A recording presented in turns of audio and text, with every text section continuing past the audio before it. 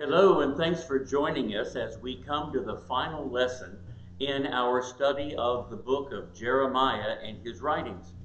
Lesson 27 in our workbook is the lesson dealing with the content of the book of Lamentations in the Old Testament. After Jerusalem had been destroyed, the city had been burned to the ground. Jeremiah is simply overcome with grief and sadness about the destruction of this great city. He understands why. He understands it was God's vengeance and wrath upon a sinful nation. But still, the temple, the walls, the glorious city was simply left in rubble. The book of Lamentations, while written in a very interesting poetic form, is primarily simply looking at what we might call a funeral sermon, talking about what had happened to Jerusalem, how regrettable it was, and yet giving a glimmer of hope as to the day in which a restoration would occur. Let's look at the questions at the end of Lesson 27 and see what Jeremiah has to say as we analyze the writing here in the book of Lamentations. In question 1, the author asks, how does Jeremiah picture Judah at this time? Well, in Lamentations chapter 1, let's look at these first 3 verses. How doth the city set, solitary, that was full of people? How is she become as a widow? She was great among the nations, and princess among the provinces. And how is she become tributary? She weepeth sore in the night, and her tears are on her cheeks. Among all her lovers she hath, there is none to comfort her. All her friends have dealt treacherously with her. They are become her enemies. Judah is gone into captivity because of affliction and because of great servitude. She dwelleth among the heathen. She findeth no rest. All her persecutors overtook her between the straits. Here Jeremiah pictures the fallen city of Jerusalem and the nation of Judah like a widow that is desolate, she is weeping, she has no one to comfort her because of the dire straits that she finds herself in. In question 2, why are the roads mournful, and where is the temple?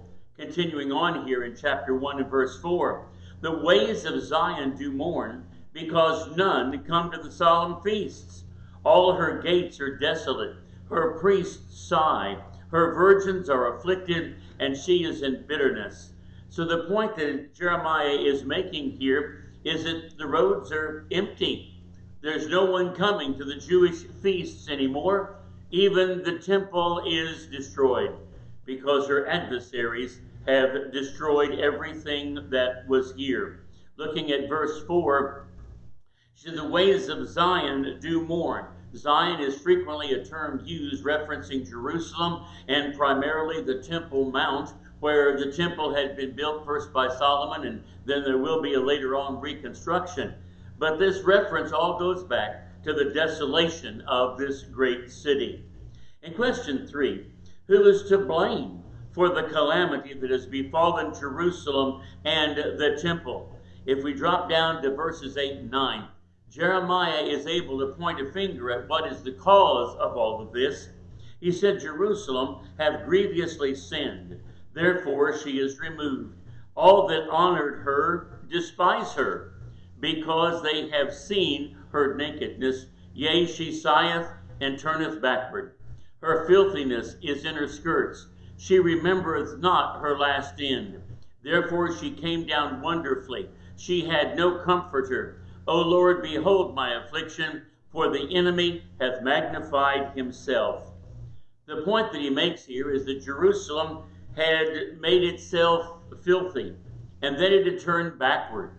It certainly had not turned to the Lord for any degree of salvation and care, but rather instead she had simply continued to spiral down in this journey of desolation. There was sinfulness everywhere, but yet there was no repentance. And so as a result of that, Jerusalem was to blame for her calamity. The temple had been destroyed because of the wickedness of the people. In question 4, who has punished this nation for its sins? Well, on the one hand, we would say, well, of course it was Babylon. Babylon was the great army that came and destroyed this city. But notice what Jeremiah is prudent enough to see in the latter part of verse 12.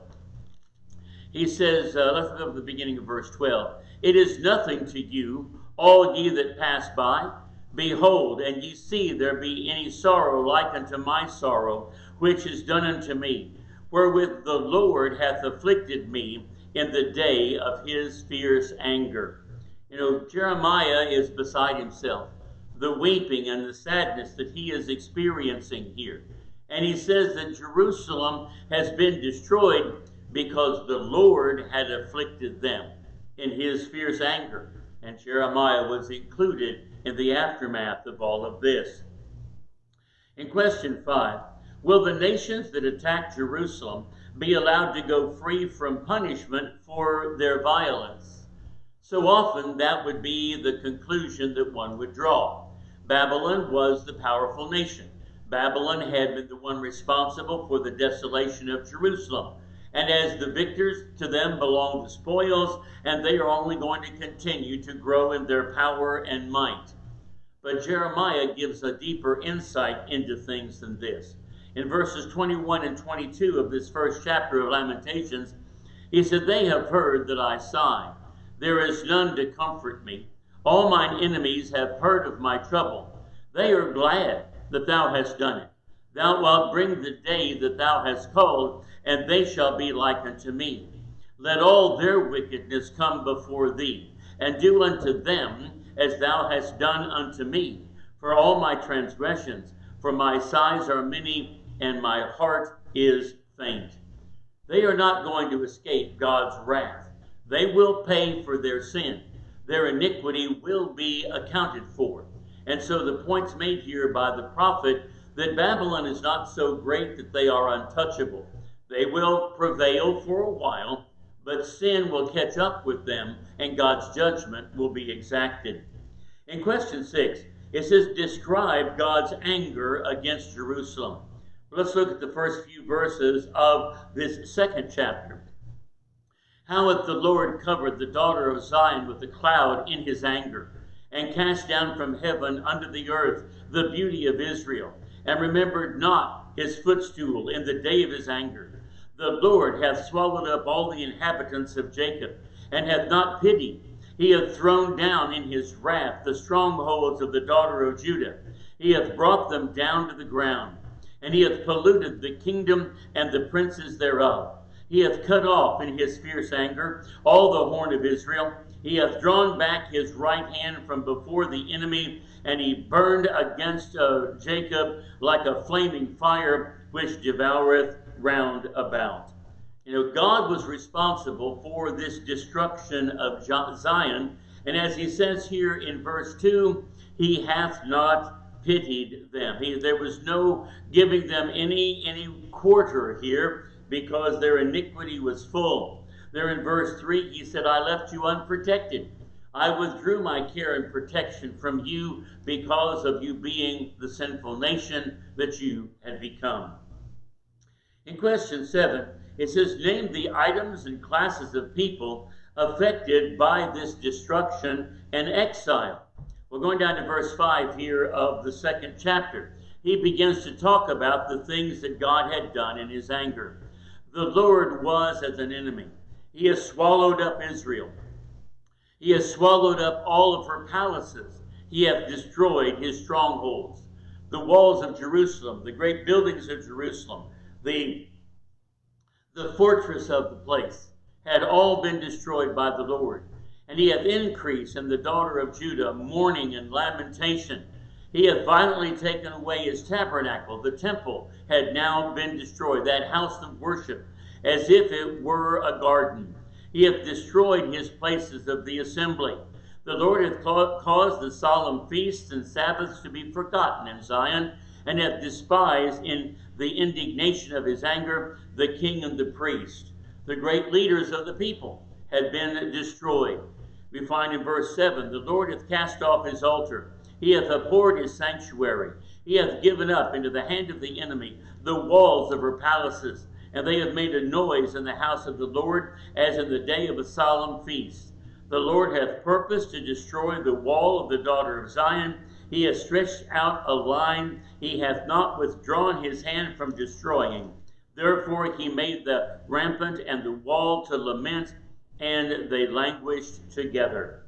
And so here he's destroyed the strongholds in verse 5, destroyed the temple in verse 6, the kings, the priests, the leaders in verse 6, the walls in verses 8 and 9, and even all the inhabitants of the land are now open as prey to the adversary. In verse 10, it says, the elders of the daughter of Zion sit upon the ground and keep silence.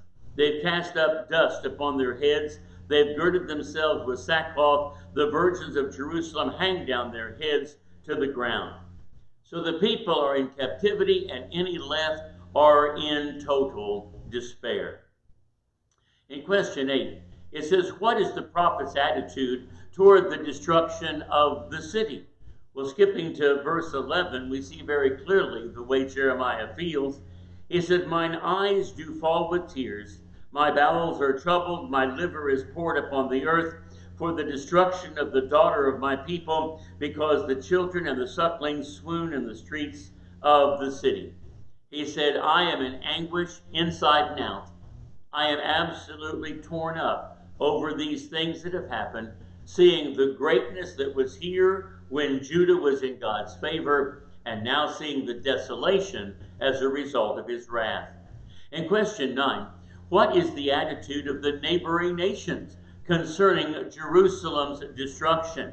Well, they were going to rejoice about it. In verse 15 of this second chapter, it says, all that pass by clap their hands at thee. They hiss and wag their head at the daughter of Jerusalem, saying, is this the city that men call the perfection of beauty, the joy of the whole earth? All thine enemies have opened their mouths against thee. They hiss and gnash the teeth. They say, we have swallowed her up. Certainly this is the day that we looked for. We have found and have seen to it. So in other words, the city was destroyed, and the neighbors who resented them so deeply rejoiced over the destruction.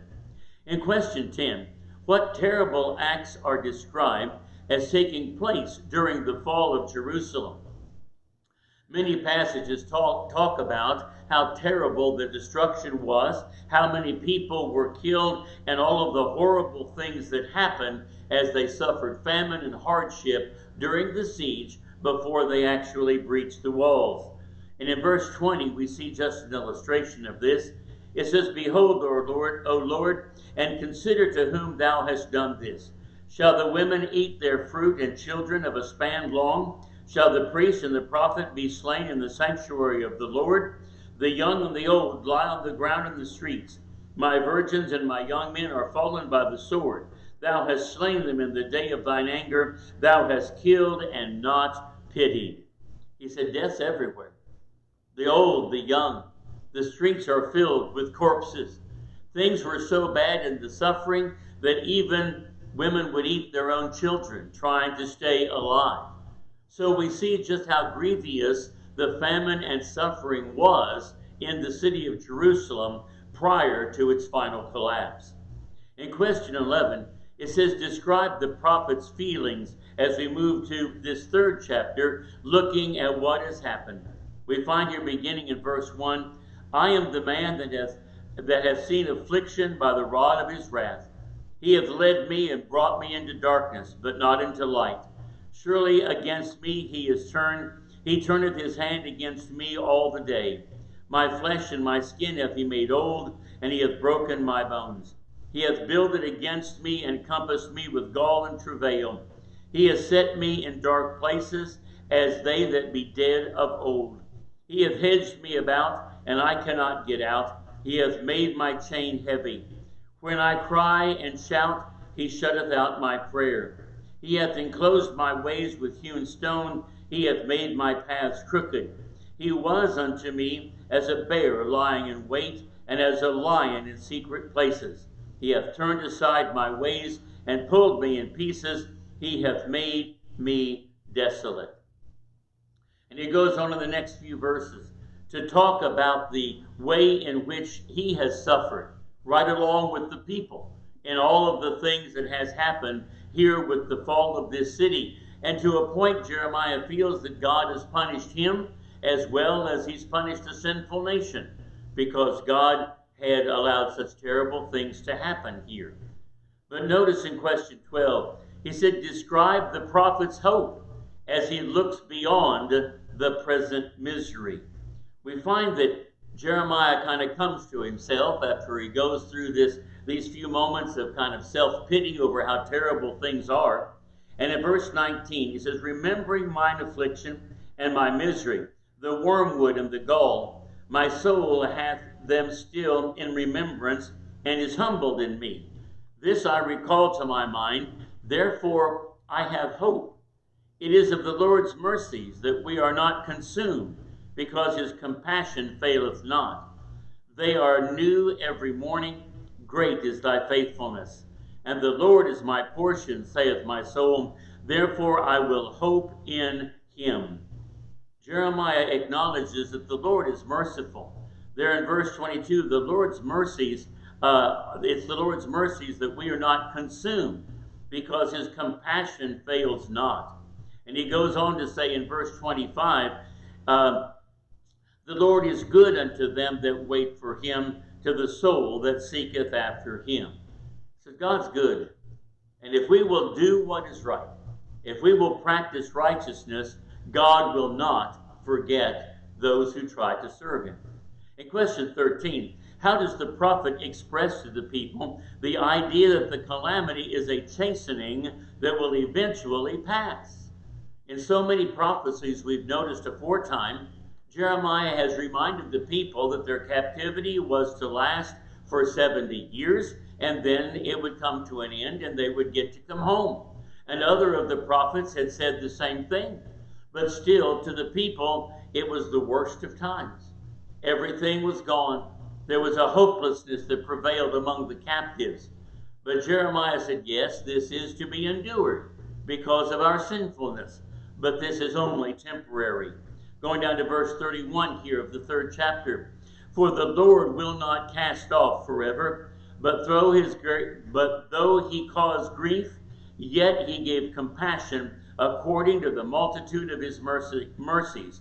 For he doth not afflict willingly, nor grieve the children of men, to crush under his feet all the prisoners of the earth, to turn aside the right of a man before the face of the Most High, and to subvert a man in his cause, the Lord approveth not. He is going to punish the evildoers, but this punishment is temporary, because he's going to look out for those who are willing to serve him. He does have compassion, and his mercies are multiplied. We've got to continue to trust him despite the things that have happened. In question 14, it says, how does Jeremiah illustrate the justice of the Lord? If we go down to verse 38, it says, out of the mouth of the Most High proceedeth not good and evil. Wherefore doth a living man complain, a man for the punishment of his sin?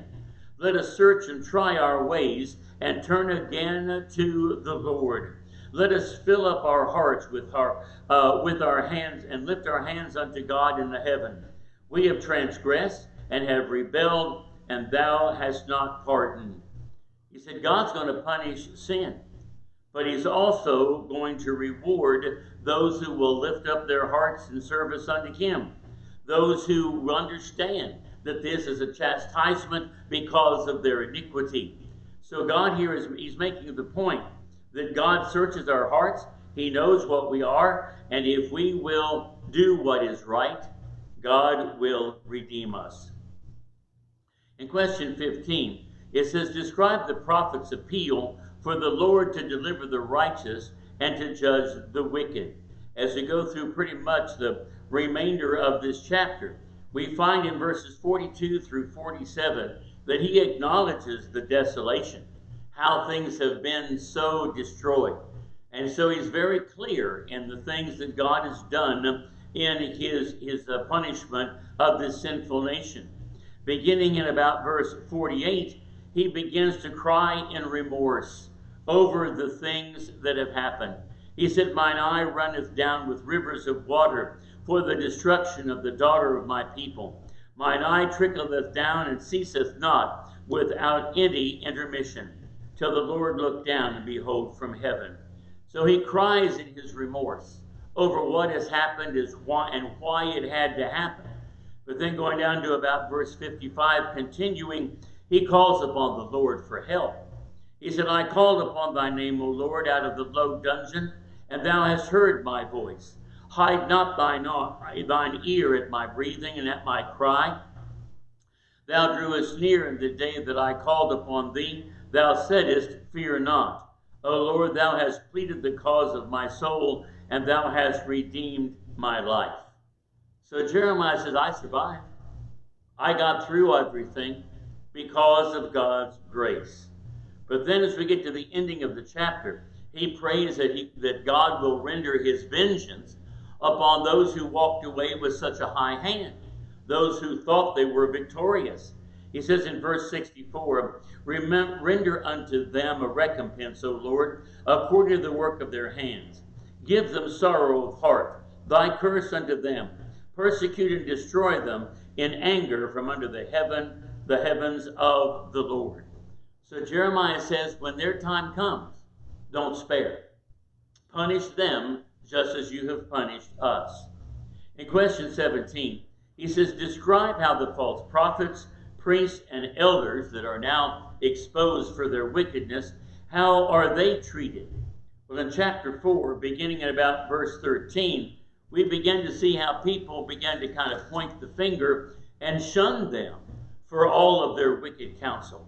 He said, for the sins of her prophets and the iniquities of her priests that have shed the blood of the just in the midst of her. They have wandered as blind men in the streets. They polluted themselves with blood so that men could not touch their garments. They cried unto them, depart ye, it is unclean, depart, depart, touch not. When they fled away and wandered, and they said, among the heathen, they shall no more sojourn there. The anger of the Lord hath divided them, and he will no more regard them.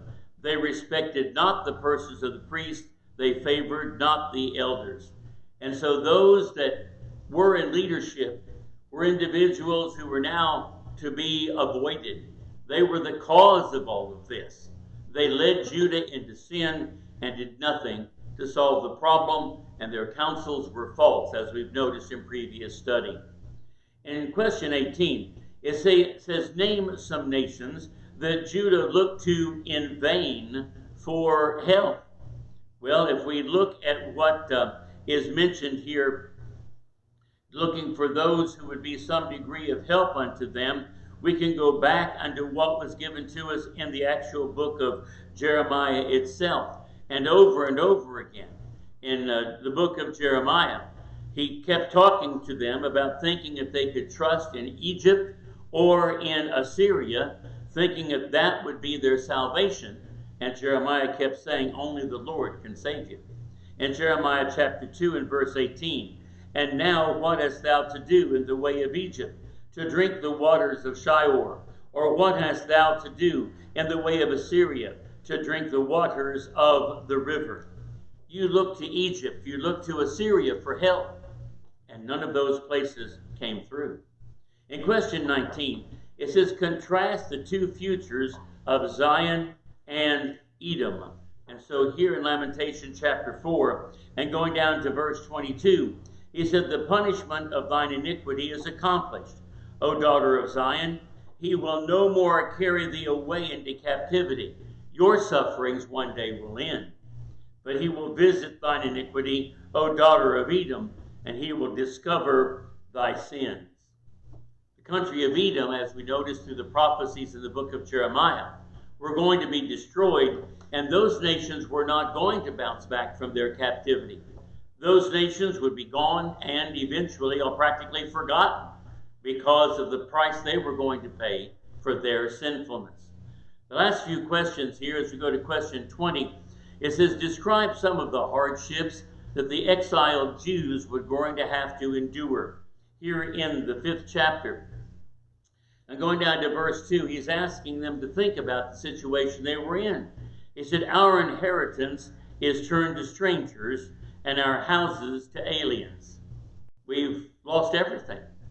Our homes, the inheritances that we had, others are now living in the land that we used to dwell in because they were now gone in exile. In question 3, or verse 3, he said, we are orphans and fatherless. Our mothers are as widows. There's no permanence to our nation right now. We've lost so many. We are broken families. We are left in desolation. We're struggling because of our iniquities. And then he goes on to say, we have drunken our water for our money. Our wood is sold unto us. Our necks are under persecution. We labor and we have no rest. We have given to the hand of the Egyptians and to the Assyrians to be satisfied with bread. Our fathers have sinned and are not, and we have borne their iniquities. There's no one to turn to for help. In question 21, he said, list the different groups of people and how they have been horribly affected by the destruction of Jerusalem. As we look through these verses, in verse 11, they ravished the women of Zion and the maids in the cities of Judah. The women were raped. In verse 12, the princes are hanged up by their hands. The faces of the elders were not honored. All of our established leaders have been discredited. And in verses 14 and 15, we find that all joy is gone. The elders have ceased from the gate, the young men from their music. The joy of our heart is ceased. Our dance is turned into mourning. In question 22, he said, describe the confession that comes from the faithful remnant and what is acknowledged. Here, continuing in verse 15 of this 5th chapter, he said, the joy of our heart is ceased. Our dance is turned into mourning. The crown is fallen from our head. Woe unto us, we that have sinned. For this our heart is faint. For these things our eyes are dim. Because of the mountain of Zion, which is desolate, the foxes walk upon it. Now notice verse 19. Thou, O Lord, remainest forever, thy throne from generation to generation. Wherefore dost thou forgive us forever, and forsake us so long time? Turn thou us unto thee, O Lord, and we shall be turned. Renew our days as of old. So here the prophet makes the point that God will forgive. God remains steadfast. And this remnant is acknowledging their sin, turning to God in repentance, and crying out to him for help.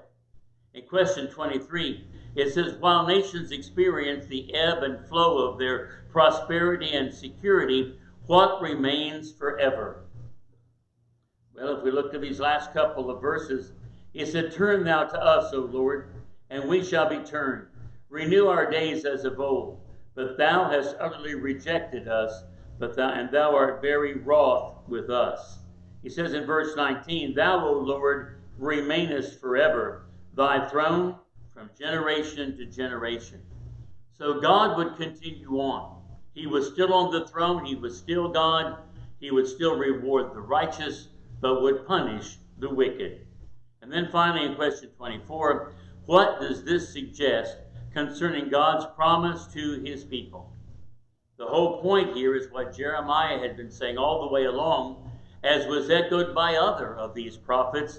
God can and will forgive. So while times were absolutely terrible for the Israelites and for the remnant of the people, there was comfort in knowing that God would restore them. Not just a physical restoration, but there was also the promise of God that these nations would be blessed because of the coming of his Son. A kingdom was going to be established that would never be destroyed, which would be the church. That it would cover all the kingdoms of the earth as the church spread from nation to nation. And so the prophets here are giving a glimpse of the future, a time that we now can enjoy. As we see the fulfillment of these things, we see as well the establishment of the Lord's kingdom and we see the work that we have to do in preaching the gospel to every creature. Well, this kind of concludes the comments of Jeremiah as we look at his prophecies about this nation, the fulfillment of the things that happened in the destruction of Jerusalem, and now we have seen what could be phrased as Jeremiah's funeral sermon about this nation and its people, but the hope given that one day there would be a restoration. I hope you've enjoyed this study in the book of Jeremiah and Lamentations, and we hope then next week to soon begin with the study of the last of the major prophets, looking at the book of Ezekiel. Following that, I think there are 2 books dealing with the minor prophets, and then we will have concluded a complete study throughout all the pages of the Old Testament. And we hope that you'll continue to join us as we go through this work. Thank you for joining us tonight.